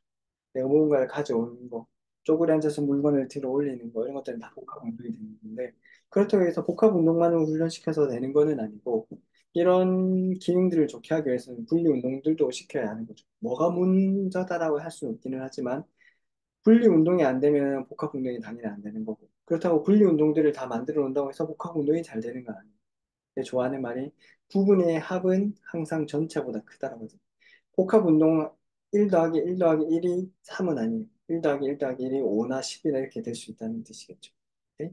그래서 분리 운동도 시키고 복합 운동도 같이 시켜야 한다라고 이해해 주시면 되겠습니다. 아, 할 말이 많은데 시간이 조금 빠듯하네요. 봅시다. 움직임 기능 부전의 자가 연구와 패턴. 이게 뭐냐면은 움직임의 기능 부전, 움직임 뭔가 문제가 생겼다는 뜻인 거죠. 근데 이 움직임의 문제는 자가 연구하라는 게 악순환이 된다는 거예요. 한 번 문제가 생겼어요. 그럼 그 문제에 대해서 이렇게 뭔가 하다 보면은 그 문제로 다시 돌아와. 이 문제를 해결하기 위해서 우리 몸이 뭔가를 했는데 그것들이 이 문제에 대한 반응으로 몸이 어떤 반응들을 했는데 그게 결국엔 다시 이 문제를 일으키고 그럼 그 문제는 또 이런 반응들을 만들고 그 반응은 또 문제를 일으키면서 계속 악순환되는 거를 자가 연구와 패턴이라고 하는 거예요. 근데 제일 처음에는 이거죠. 통증이나 손상이나 뭐 이런 문제들 때문에 관절 근육에 문제가 생기는, 통증이 생기는 거고, 이런 통증이 생기면은 그 통증에 대한 반응으로 근육이 억제가 되기 시작해요. 그러면은 근육에 불균형이 생기는 거겠죠. 근육에 불균형이 생기고 그 근육을 잘 못 쓰면은 그 근육에 있는 고유수용성 감각에 문제가 생기겠죠. 근육의 불균형과 고유수용성 감각에 변화가 생기는 거. 이런 불균형이 생기면은 아까 얘기했던 관절의 중심화가 잘 안 일어나는 거죠. 오케이? 그래서 가운데에서 움직여야 하는데 얘가 앞쪽으로 가거나 위로 올라가면서 자꾸 부딪히게 되는 거예요. 관절의 중심화가 안 돼. 근데 관절의 중심화가 안 된다고 해서 우리가 안 움직이지는 않죠. 만약에 팔이 어깨에 문제가 있어서 찝히는 사람들이 생긴단 말이에요. 그게 정상적이라면 내가 팔을 이렇게 들어서 뻗어서 무언가를 해야 하는데 아프기 시작해요. 그러면은 패턴이 어떻게 잘 나오냐면 이렇게 올라가요. 엘리베이션을 많이 시켜버립니다. 보세요. 굴곡을 시켜서 팔이 여기까지 올라와야 하는데 여기까지 안 올라가잖아요. 그러면은 얘가 내려와도 엘리베이션 시키고 축구를 시키면은 여기까지 올라갈 수 있는 거죠. 이런 식의 잘못된 패턴들이 나와요. 그래서 이게 운동 기능 부정과 회피성 전략이 되는 거예요. 물론 지금 당장 내가 어깨가 아프니까 그래도 팔을 들어야 하고 사용해야 하면은 이런 회피 전략이 살아갈 수 있게 만들어주는 거예요. 잘하는 표현 중에 팔꿈치가 아파서 다 안 접혀요. 팔꿈치는 무언가를 들고 와서 내 입으로 갖다 줄 수 있죠. 근데 팔꿈치 이거밖에 안 접혀. 그럼 우리가 어떻게 해요? 먹고 살아야 하잖아요. 그럼 이렇게 가기 시작하죠. 이렇게 해서 먹고 살아요. 근데 그러면은 이 패턴이 당장은 내가 먹고 살 수 있게 만들어주긴 하지만 이 패턴이 연구화되면서 자꾸 되면은 나중에 얘가 좋아져도 목은 계속 나가면서 이런 부분에 문제를 만들게 되는 거죠. 오케이, 그렇게 되면 그게 또 통증이나 만들고 다시 이렇게 해서 안 좋은 패턴들이 계속 반복되게 된다는 거예요. 그래서 이게 움직임 기능 부전의 자가 연구화 패턴이라고 표현하는 겁니다. 대부분 이런 패턴들을 찾아서 해결해줘야 하는 게 의미가 되는 거겠죠. 이게 근육의 통증들을 줄여주는 걸 수도 있고, 결국 결론적으로는 이런 잘못된 전략, 움직임 기능 부전 회피 전략, 이렇게 했으면은 얘가 아니라 얘를 가지고 쓸 수 있도록. 이렇게 들었으면은 얘가 아니라 얘를 가지고 쓸 수 있도록 교정을 해주는 게 우리가 해야 하는 일이 되는 거죠. 그런 일을 하려면은 관절 중심화 작용을 다시 만들어야 하는 거고, 그걸 만들려면은 근육의 밸런스를 맞춰줘야 하는 거고, 골수행성 감각을 자꾸 자극해서 올려줘야 하는 거. 이게 문제는 이런 식으로 가는데, 우리가 해결하려면 반대쪽으로 돌아간다라고 이해해 주시면 조금 더 쉽게 이해될 것 같습니다. 자, 끝나갑니다. 관절 중심화. 관절 중심화라는 거는 관절이 움직임이 제일 좋은 위치에 있는 거예요. 이렇게 있는데 앞쪽으로 많이 가면은 앞쪽에는 마모나 뭐 이런 것들이 좀 생길 수 있겠죠. 불안 안 좋은 것들이 생길 수 있겠죠. 그래서 중심화가 중요한 건데 관절 중심화가 잘 되어 있다라는 거는 이런 효과들이 있는 거예요. 스트레스가 최소화되고 효율적으로 움직일 수 있고 부하가 최소화되고 근육들이 밸런스들이 잘 맞아 있다는 거고 그럼 관절이 안정적이라는 거고. 오케이? 이 말하는 관절 중심화가 문제가 되면은 근육의 밸런스들이 안 좋아져 있는 거고, 그런 밸런스들이 안 좋아 있으면은 안정성이 안 좋아지는 거고, 안정성이 안 좋아지면은 잘못된 운동 패턴들이 만들어지는 거고, 그것들이 통증을 만들면서 또 근육의 불균형을 만들게 되는 거예요. 이런 식으로 자꾸 이 순환들이, 악순환들이 일어나게 되는데, 이 관절 중심화가 우리가 교정에서 좀 중요하게 생각하는 게, 관절 중심화를 만들기 위해서 나중에 이런 근육들, 주동근의 협력근들의 작용들, 밸런스, 이런 것들을 자꾸 평가하고, 그리고 또 교정해 나가는 거죠. 옆에 있는 그림은 책에 나오진 않고 제가 인터넷에서 보고 되게 좋다 싶어서 찾았는데, 관절 중심화가 잘 되어 있으려면 초록색이죠. 가운데 있으니까 근육들이 당기는 힘들도 비슷하고, 관절에 가해지는 마찰력도 좀 적고, 부하도 적고, 네, 중심화가 잘못돼서 한쪽으로 밀려 있으면 여기는 압박을 많이 갖거나 마찰을 많이 일어나게 됩니다. 그럼 이쪽으로는 근육은 더 타이트하게 당겨져 있고 얘는 좀 느슨해져 있을 거고 약해져 있을 거고 그 밑에 있는 내용들이 이런 내용들인 거예요. 이렇게 되어 있어야지 관절면이 만나는 면이 많죠. 여기 있으면 여기는 가깝기는 한데 이쪽은 멀어져서 만나는 면이 아니잖아요. 이거는 비슷하게 다 만나니까. 그래서 다 싸고 있어서 관절을 만나는 면이 많다는 게 맥시멀 조인트 서페이스 컨택트 이거예요. 우리가 안정성을 말할 때 관절이 제자리에 있느냐도 중요한데 관절이 서로 뼈와 뼈끼리 만나는 범위가 넓을수록 더 안정적이라거든요. 당연히 우리가 이렇게 서 있으면은 발바닥으로 지면을 전체를 딛고 있는 게 좀 안정적이고 발끝으로 이렇게 서 있으면 더 불안하잖아요. 만나는 점이 작으니까. 그런 것들을 얘기하는 거예요. 어쨌든 요거는 시간 될 때 밑에 한번 읽어보시면은 잘 이해가 될 겁니다. 관절 중심화를 얘기할 때 많이 나오는 그림이죠. 이 햄스트링 같은 경우에는 이게 왜 나오는 거냐면 우리가 아까 얘기했을 때 관절 중심화가 잘 되려면은 근육의 밸런스가 중요한 거잖아요. 근데 그 근육의 밸런스라는 거는 주동근과 협력근 사이의 밸런스, 혹은 주동근과 기랑근 사이의 밸런스를 말합니다. 그래서 여기에서 보면은 이거는 주동근은 얘죠. 대둔근. 그리고 햄스트링은 협력근이 되는 거예요. 그래서 대둔근이 도미넌트하게 그냥 먼저 잘 사용하게 되면은 관절을 안정적으로 움직일 수 있게 되는데 대둔근 대신 햄스트링이 그러니까 협력근이 더 우세하게 작용하게 되면은 대퇴골두를 앞쪽으로 밀면서 잘못된 움직임을 만들 수 있는 거죠. 대퇴골두 전방할주를 만드는 그런 대표적인 기전이 되는 거죠. 맨 밑에 있는 그림은 주동근이랑 기랑근이거든요. 주동근 이쪽으로 당기는 거고 기랑근 이쪽으로 당기는 거죠. 근데 이 둘 사이에 얘가 하나 늘어나 있어.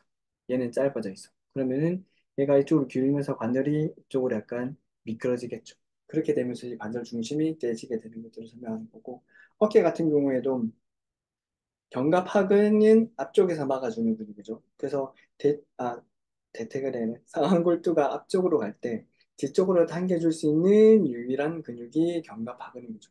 이 견갑하근의 기능에 뭔가 문제가 생기면은 견갑하근의 기능을 대신하기 위해서 대원근이라든지 광배근이라든지가 협력근이죠. 과활성화가 되는 거고 얘들이 과활성화가 되게 되면은 결국에는 관절의 중심이 안 되고 앞쪽으로 밀리면서 움직임들이 일어나게 되고 그렇게 되면 결국 찝힘이나 충돌 같은 것들이 만들어지게 되는 거죠.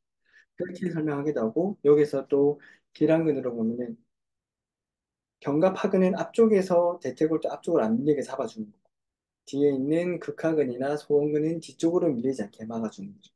근데 대부분 극하근, 소원근의 단축이 잘 되면서 뒤쪽에서 타이트해지고 얘가 타이트해지니까 앞쪽으로 밀리기 시작하죠. 그럼 이제 주동근, 기랑근 사이에서 밸런스가 무너지면서 앞쪽으로 밀리게 되는 거죠. 그런 식으로도 패턴들이 많이 나타납니다. 음, 결국에 관절 중심화가 잘 되어 있어야지 움직임이 좋고 제효율적이고 안정적인 움직임을 할 수 있는데 이런 걸 하려면은 이 주동근과 협력근, 주동근과 기랑근의 밸런스가 중요하다. 이거죠. 그게 깨지면 이런 식으로 문제들이 생긴다는 거죠. 그리고 안정성, 운동성 모델 같은 경우에는 제가 이걸 처음 봤던 건 SFMA 아무튼 그쪽에서 처음 봤었는데 그때 그림이 이 그림 말고 다른 그림이 있는데 체인들이 있죠. 우리 몸에 관절들이 있으면은 발목, 무릎, 고관절 뭐 이런 식으로 해서 관절들이 안정성이 중요한 관절, 그리고 가동성이 중요한 관절, 이런 식으로 지금 나눠놨어요. 그렇다고 해서 안정성이 중요한 관절의 가동성이 중요하지 않느냐? 그거는 아니기는 하지만, 이 관절은 다른 인접한 관절들에 비해서 안정성이 더 중요한, 혹은 이 관절은 인접한 관절들에 비해서 가동성이 더 중요한 관절이라고 보거든요. 무릎 같은 경우에는 안정성 관절이죠. 안정성 관절을 얘기한단 말이에요. 그러니까 발목이랑 고관절이랑 사이에 무릎이 있죠. 무릎 같은 경우에 힌지 조인트라서 거의 굴곡 신전이 대부분이잖아요. 회전이 조금 있긴 한데 미미한 거고 대신에 발목 엄청 잘 움직이죠. 고관절 선해야 되면 엄청 잘 움직이죠. 그러면 여기에 비해서 얘 무릎 같은 경우에는 안정성을 담당해 줄 수 있는 관절이 되는 거고. 그리고 그런 식으로 하면 고관절이랑 요추랑 보면은 고관절이 훨씬 더 많이 움직인 거죠. 그 요추가 또 안정성에 대한 거고, 흉추가 또 가동성에 대한 뭐 이런 식으로 넘어가는데 이런 패턴으로 나눠놓고 보면은 주로 아픈 거나 문제가 생겨서 오는 거는 대부분 안정성 관절 쪽에 문제가 생겨서 와요. 오케이? 발목이나 이런 거는 다쳐서 오는 경우가 많죠. 비관해서 다쳐서 오는 거 빼고 살다 보니까 나빠요. 무릎도 내가 살다 보니까 무릎 연골이 닿아서 아프고 이상하고 허리도 살다 보니까 퇴행성 디스크라든지 뭐 허네이션 이런 것들이 생기면서 통증에 문제가 생기게 되죠. 그런 것들은 대부분 안정성을 담당하는 관절들인 경우들이 많더라. 그런 거예요. 그걸 잘 생각해 보면 뭐냐면은 가동성이 있는 관절들이 있죠. 특히 고관절을 보면 고관절에서 굴곡 신전들이 잘 나와야 하는데 어떤 특정한 이유로 고관절에 신전이 안 나오기 시작해요. 고관절에 신전이 안 나오면 어떻게 해요? 다리를 뒤로 못 보내? 그냥 다리를 뒤로 못 보내면은 대신 골반이 전방 경사, 요추가 신전되면서 그 동작을 만들게 되는 거죠. 그러면은 고관절은 이제 굳어 있어서 안 움직여요. 안 움직이니까 큰 탈이 잘 안 나는데 요추는 계속 고관절 대신 움직이는 거예요. 그럼 얘는 많이 쓰면 과사용하면서 문제들이 생기는 거예요. 약간 이런 식의 패턴으로 잘 가요. 그러니까 가동성에 문제가 생기면 인접한 안정성 관절이 가동성을 대신 하려고 하면서 과사용되면서 뭔가 문제가 잘 생깁니다. 근데 이것도 약간 닭이 먼저냐 달걀이 먼저 이런 거라서 안정성의 문제, 가동성의 문제가 같이 나온다면 그중에 뭘 먼저 해결해야 할지는 사람에 따라 다를 수가 있을 거예요. 그래서 이 사진에는 안 나오는데 주로 많이 보는 이 모델에서 보면 이렇게 체인들이 옆에 있죠. 체인들이 있는데 하나는 끊어져 있고. 그럼 여기 우리가 위크 포인트라고 얘기를 하죠. 이 사람이 전체적인 신체에서 문제가 나오는데 그러면은 이렇게 다 연결되어 있을 거잖아요. 그 중에서 하나 위크 포인트가 나오는 거예요. 그럼 걔가 메인 원인이 되는 거죠. 오케이?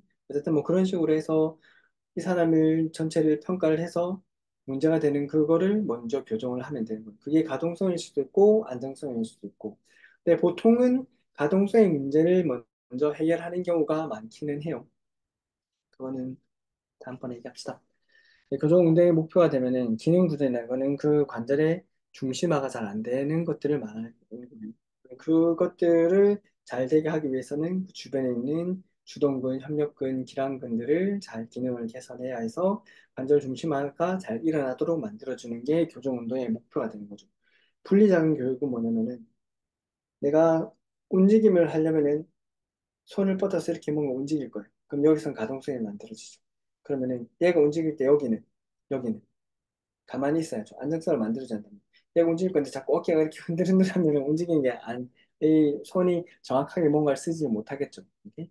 그런 것들인데 아까 요초에서 얘기했듯이 내가 고관절을 움직일 때 고관절만 움직이면 되는데 고관절을 잘 못 움직이면은 요초에서 보상작용들을 많이 하잖아요. 분리를 한다는 거는 내가 요초를 잘 놔두고 고관절만 잘 움직일 수 있도록 만들어주는 그런 기능이라고 생각하면 돼요.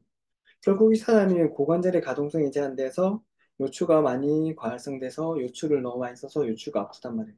그럼 나중에는 고관절을 잘 움직일 수 있게 만들어야 하긴 하겠지만 하다 보면은 고관절이 잘 움직이는데도 여전히 요추를 많이 쓰는 패턴이 남아 있을 수 있어요. 그런 경우에는 얘를 분리작용하는 거죠. 얘를 만들어 놓고 고관절만 움직일 수 있도록 그런 게 우리 대표적인 게 힙힌징이 되는 거죠.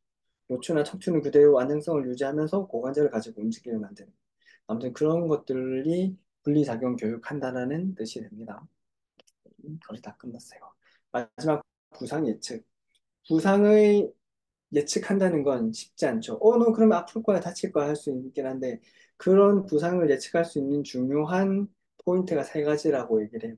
움직임 범위 비대칭이라든지 이전의 부상 경험이라든지 비정상적인 운동 조절 체계라든지. 근데 당연히 움직임이 비대칭되면은 아까 얘기했듯이 어디 한 군데의 가동성이 제한되면은 반대쪽 안정성을 만드는 데 문제가 생길 수 있다. 그런 식으로 이해해 주시면 되고, 이전 부상의 경험이 불안정성을 만들죠. 기계적인 불안정성. 내가 발목을 자주 뛰니까 인대나 관절라인이 이완돼 있어. 그러면은 얘가 계속 불안정하니까 다시 다치기 쉬운 거고.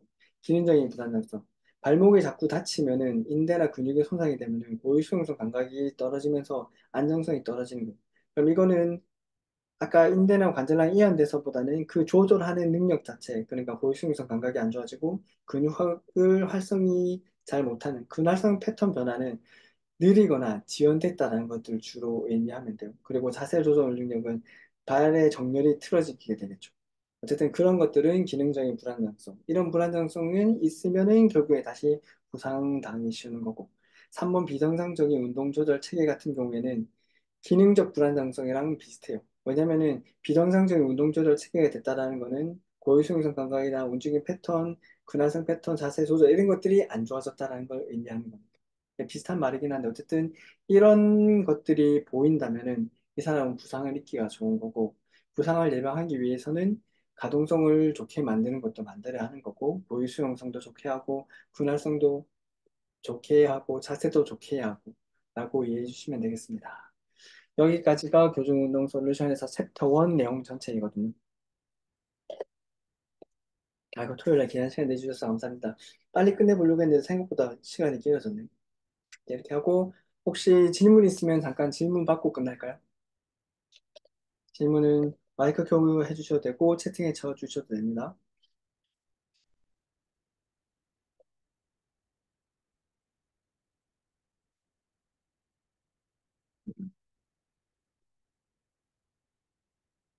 아, 감사합니다. 책 이쪽이죠. 교정 운동 솔루션. 아마 인터넷 검색하면 아직 팔지 않나요? 산지오래돼서 확실히 모르겠는데 아마 인터넷 검색하면은 잘 찾아보시면 나올 거예요.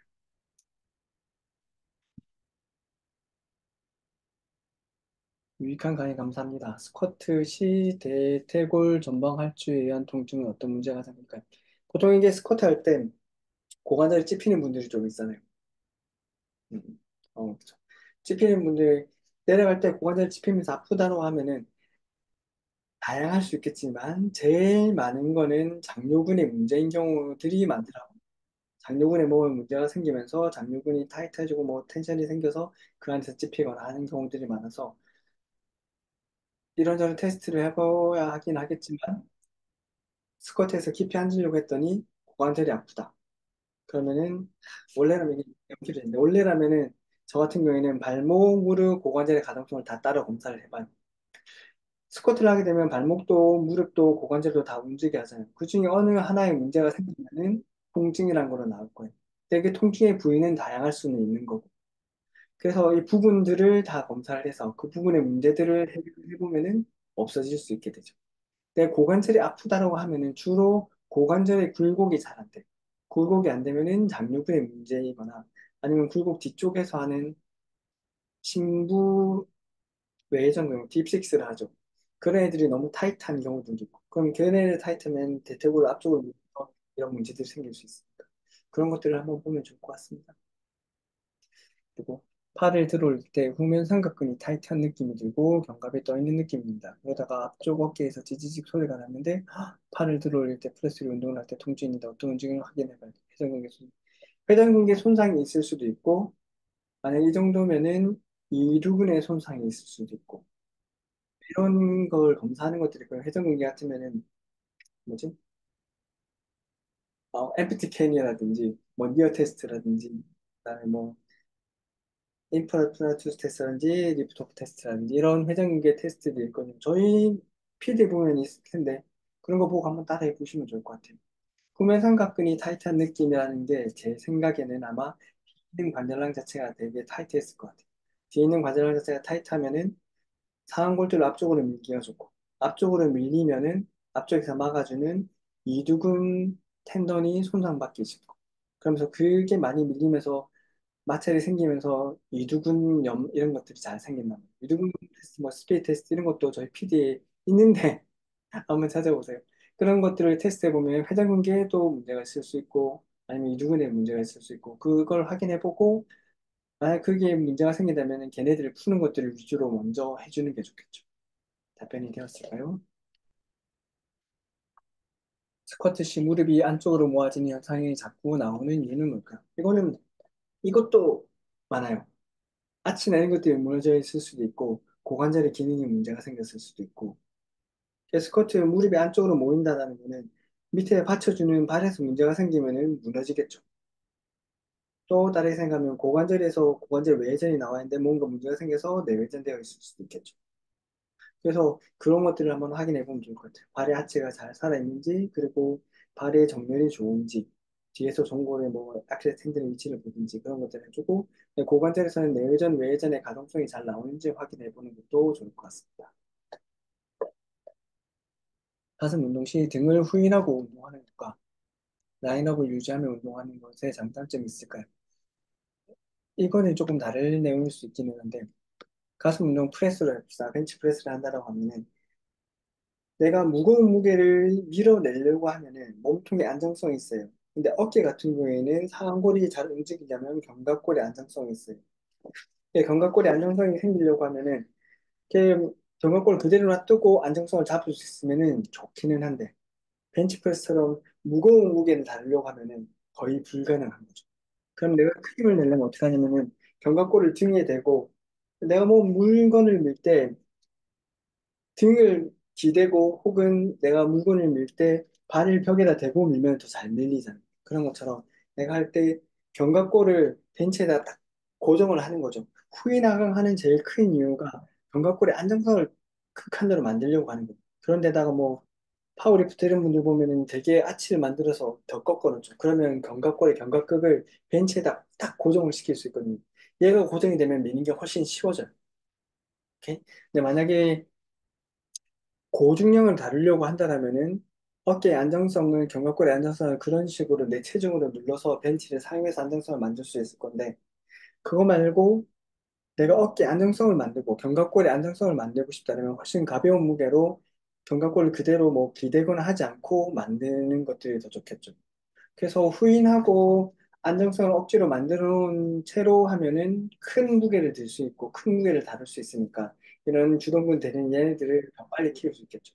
대신에 이제 견갑골의 안정성을 만들기 위해서는 이 후인이나 이런 것들을 조금 덜 해놓고 그냥 견갑골을 잡아놓고 기대거나 하지 않고 하는 것들이 안정성을 만드는 데는 더 도움이 되겠죠. 저 이거 한번 인터넷에 검색해서 나오지 않나요? 교정 운동 솔루션? 아니면 제가 한번 찾아가지고 그 채널, 공지 채널에 한번 올려볼게요. 감사합니다. 근육을 풀어줄 때 마사지 볼이나 폼롤러를 눌러주는 것. 근육을 눌러서 스트레칭 상황에 따라 다르게 어떤 걸 선호하시고. 저 같은 경우에는 스트레칭보다는 마사지와 폼롤러를 더 추천해요. 스트레칭을 예전에 많이 했는데 스트레칭을 할 때 맹점이 뭐냐면은 하나 봅시다. 근육이란 말이에요. 이렇게 잘 일어나 있었는데 묶여 있어요. 우리가 풀고 싶으면 이해잖아요. 스트레칭을 땡기면은 얘가 풀릴까요? 아니면 다른 데 텐션이 더 많이 걸릴까요? 이렇게 해서 풀릴 수도 있기는 해요. 근데 긴 근육을 이렇게 당겨주면은 얘를 풀기 위해서 나머지 근육에 가해진 텐션이 너무 강하다는 느낌이. 그러면서 오히려 얘가 안 풀리면 얘네들이 더 늘어나버리면 안정성이 더 떨어지는 경우들이 있어서 주로 이렇게 많이 뭉치거나 문제가 있다 싶으면은 그 부위에 마사지 볼 폼롤러 혹은 제가 직접 손으로 마사지 이런 것들을 먼저 하기도 해요. 그래서 저 같은 경우에는 마사지 쪽을 더 선호하기는 해요. 근데 이런 게 아니라 그냥 일반적으로 운동을, 그러니까 제가 했던 분들은 통증이나 문제가 심한 분들을 대상으로 하는 거니까. 그냥 꾸준히 운동하시는 분들이면은 마사지볼이나 스트레칭이나 같이 효과가 있으실 거예요. 무릎이 안쪽으로 모이는 게 문제일까요? 자연스러운 현상인가요? 이거는 정도에 따라 좀 다르죠. 그 고중량을 다루다 보면은 약간 무너지고 모이고 할 수밖에 없기는 할 거예요. 근데 중량이 가벼운데 모이면서 일어난다라는 거는 축이 틀어져 있게 되는 거죠. 그래서 가능하다면은 그 정렬을 유지할 수 있는 게 제일 좋죠. 이게 어떻게 하면 되냐면은 내가 팔을 접고 판다라고 하면은 움직이는 길이 있는 거죠. 가운데. 근데 그 폭을 이렇게 생각하진 않고 한 이 정도로 생각해 주면 돼요. 사람이 이렇게 하면은 접으면은 팔꿈치가 약간 안으로 들어오는 사람도 있고 약간 바깥으로 가는 사람도 있단 말이에요. 근데 그 폭이 이렇게 차이가 나면 안 되는데 한 이 정도 안에서는 여유를 줘도 괜찮아요. 스쿼트도 마찬가지로 하는 동안에 무릎이 살짝 이 정도 움직이면 괜찮다고 용인해 줄 수 있지만 이렇게 완전 모일 정도면은 무릎이 완전 무너지는 거고 거기다가 무게를 들고 있는 데다가 완전 무너져 있다라면은 무릎이 있으면 연골이 안쪽 바깥쪽으로 두 개가 있잖아요. 그러면은 한쪽에만 부하가 너무 많이 들어가고 반대쪽엔 한쪽엔 안쪽으로 보면 안쪽은 컴프레션 되고 바깥쪽은 되게 아니. 근데 한쪽은 컴프레션 되고 한쪽은 장력이 생기잖아요. 그렇게 되면은 손상이 빨리 오게 되겠죠. 가능하면은 안쪽 바깥쪽에 같이 눌러지는 게 제일 좋잖아요. 근데 그 정도는 사람에 따라 조금 다를 수 있으니까 가능하면은 너무 안쪽 너무 바깥쪽 아닌 그 중심을 유지해 주려고 하는 거죠. 그런 것들을 보통 우리가 뉴트럴을 하죠. 뉴트럴을 유지해 주려고 하는 거죠. 뉴트럴이라는 거는 그 관절의 부하가 제일 적게 들어갈 수 있는 위치거든요. 뉴트럴은 이게 아니라 이 정도예요. 그러니까 무릎에서도 이 정도를 해야 하는데 그거는 기준이 뭐 몇 센치로 딱 정해져 있는 건 아니고 그냥 어느 정도 적당히 계속 하다 보면은 뭐 감으로 익혀지는 그 정도로 생각하시면 좋을 것 같습니다. 그리고 가벼운 무게를 할 때는 제 생각에는 후방사슬을 다 잘 쓰려고 한다라고 하면은 외회전을 걸어주는 게 더 좋아요. 근데 물론 외회전을 걸어줄 때는 발이 정렬이 바르게 돼 있는 상태에서 그리고 무릎이 너무 벌어지지 않은 상태에서 외회전 힘을 걸어주면 좋은데 외회전 힘을 건다라는 거는 밀고 일어날 때 둥근으로 고관절을 펴야 하잖아요. 근데 대둔근이나 둥근들은 대부분 대각선에 있어서 외회전을 해요. 대둔근을 잘 못 쓰는 사람들이 있어서 우리가 처음에 훈련시킬 때 회전으로 뭐지? 그 근육에 힘주는 느낌들을 많이 찾거든요. 그래서 약간 외회전 조금 힘을 걸어주는 게 후방사슬을 쓰기에는 더 좋을 것 같다라고 저는 생각합니다.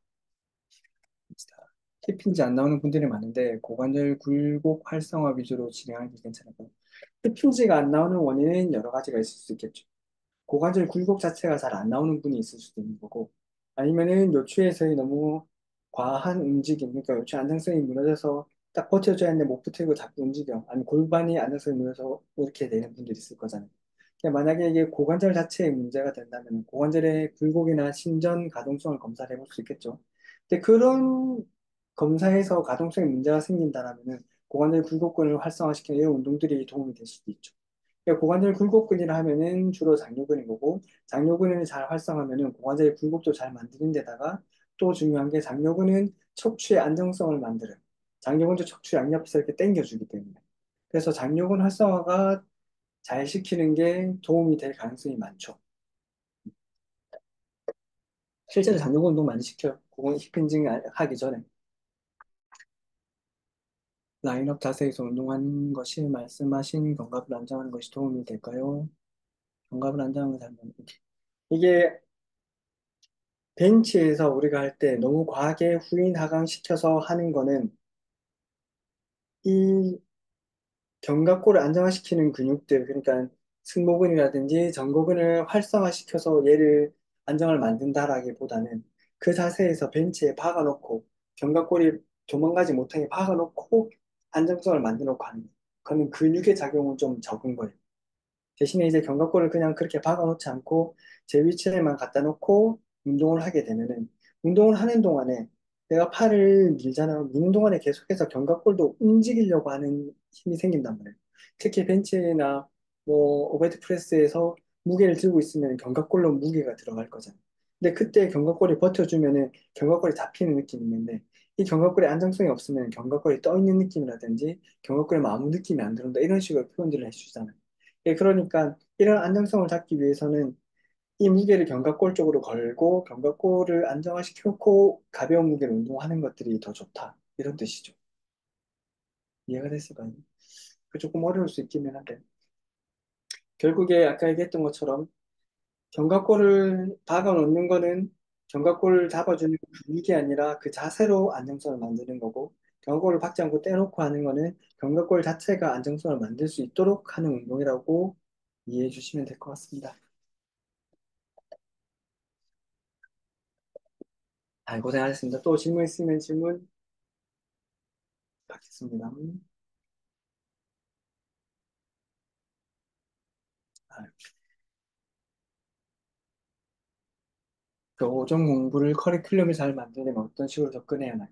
교정운동 솔루션에도 보면 나오지만 이 챕터 자체가 처음에는 오늘 했던 이런 움직임에 대한 움직임의 기본적인 메커니즘 같은 것들을 하는 거고 그 다음번 시간에 뭐냐면 어디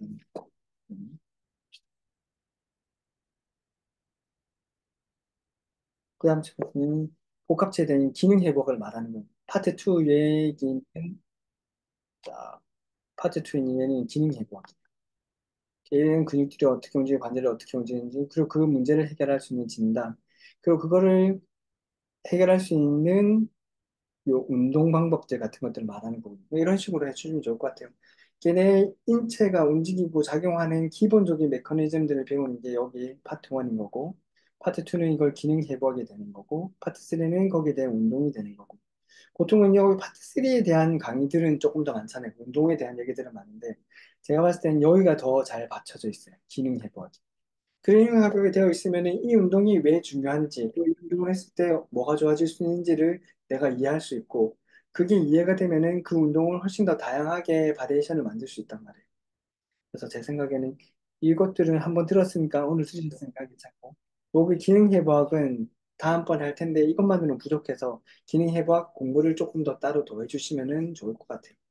그 기능 해부하기 하기 힘들고 귀찮고 막 어렵고 하기는 한데 걔가 잘 돼 있으면 나중에 교정 운동이 훨씬 이해가 쉽고 그 교정 운동을 배웠을 때 그게 훨씬 더 내게 많이 되는 것 같아요. 그런 걸 먼저 해주시면 좋을 것 같습니다. 제가 이 무료 강의 온라인 스터디 말고 유료 강의하는 것들이 대부분 기능 해부학, 그다음에 질환에 대해서 특징 그리고 질환을 평가하는 방법, 그 질환에 있을 때 해주면 좋은 교정 운동 이런 식으로 진행되는 것들이거든요. 대부분 이거랑 비슷한 순서로 진행이 되는 거죠. 그렇습니다. 아유, 늦은 시간까지, 늦은 시간 아니지. 주말에 시간 내주셔서 너무 감사합니다. 고생들 많으셨습니다. 혹시나 더 질문할 거 있으면은 DM 주시면 되세요. 그리고 다음번 강의는 공지 채널 통해서 또 공지를 드리도록 하겠습니다. 고생 많으셨습니다. 수고하셨습니다.